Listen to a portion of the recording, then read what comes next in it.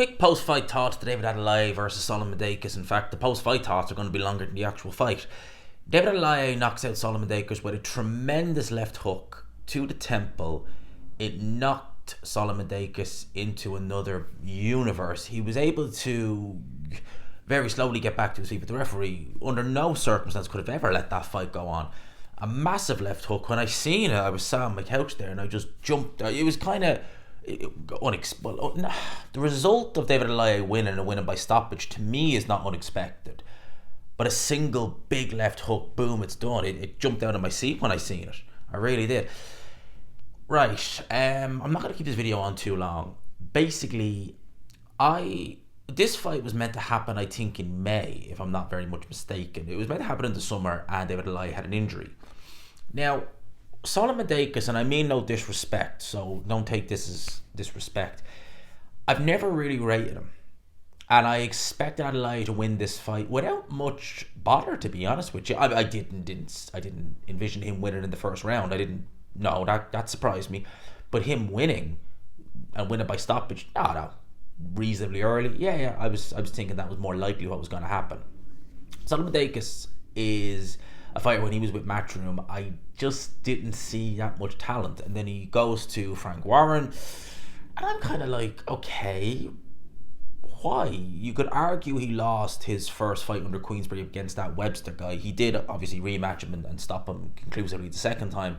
But nevertheless, you were still looking at this guy thinking, nothing jumps out at you really. There's no power. It's just not much. And David Adeleye, I was not very sold on him at the start of his professional career. Very raw. Still is quite raw.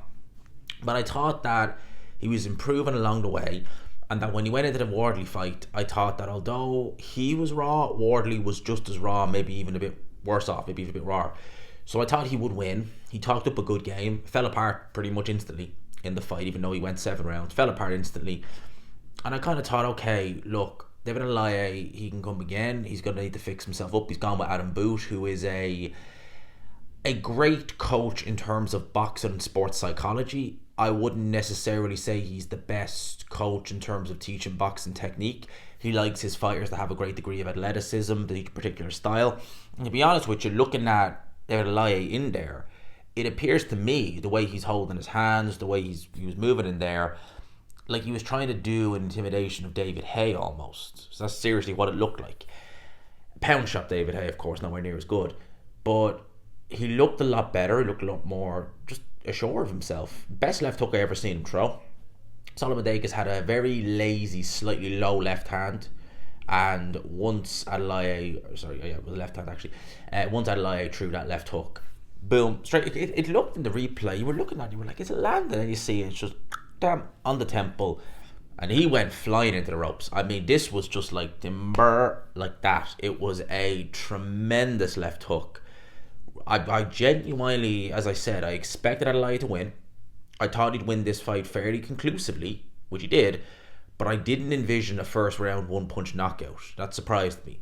Brilliant result by David Adeleye. Listen, I still think that there is something. Look, I don't think Adeleye is going to go on to world level or anything like that, but he can definitely forge a decent career at domestic, maybe get up to European level. For me, if you were to put Adeleye in with Moses Atelma, I'd comfortably pick Moses Atelma. If you were to rematch him against Fabio Wadley, no chance. But the likes of Fraser Clark, someone like that, I think, let's go for it. I'd give him a decent chance against someone like a Fraser Clark, someone like that. I'd pick him over Johnny Fisher, pick him comfortably over Johnny Fisher. So there's fights there for David Adeleye, and who knows? Adam Boot, as I said, he teaches a style that relies a lot on athleticism and reflexes. It relies a lot on having punching power as well. That's what a lot of people. That's why I've never thought Josh Kelly, Ryan Burnett, Mick Conlon useless. Not that they're useless fighters or Adam Boot is necessarily useless.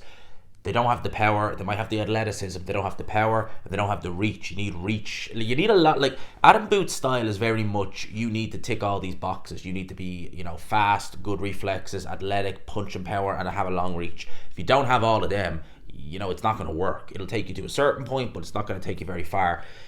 Adeleye has a good few of them. So let's see what he does. I like what I seen in the short time I seen him under the Adam Boot style. So yeah, you know, I think Coley is up next. So I'll be looking forward to getting a review and seeing what he's like a heavyweight with this new weight. But yeah, credit to David Adeleye, commiseration to Solomon Dacres, and yeah, let me know your thoughts. Big left hook ends it in the first round. Peace.